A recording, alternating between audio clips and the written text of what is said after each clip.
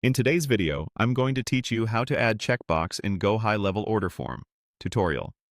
We're going to add a consent or agreement checkbox to the form that powers your order page, so customers must acknowledge your terms before they complete a purchase. Start on your GoHighLevel dashboard. This is your home base for the location you're working in, and it's where you'll access the form tools you need. From the left-hand menu, click Sites.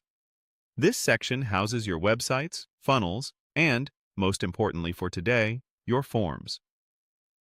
When you're in Sites, hover over Forms to reveal the available options. You're looking for the main form builder, which lets you design the fields that appear on your order form. Click Builder to open the Form Builder interface. This is where you'll create or edit the form that will be embedded on your order page. Once you're in the builder, click Add Form to start a new form canvas. You'll see a blank layout on the right and the Elements panel on the left. Confirm by clicking Create, so the new form loads and you can begin editing.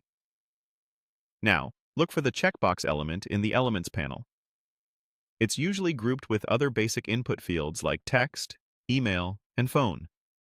If your panel has a search bar, typing checkbox can help you find it faster. Drag and drop the checkbox onto your form where it makes the most sense for an order experience. A best practice is to place it near the bottom of the form, just above the Submit or Purchase button, so the acknowledgement clearly precedes the action to buy. Next, customize your checkbox.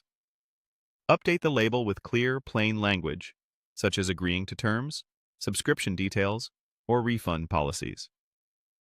If you need multiple acknowledgements, you can add additional options within the same checkbox field.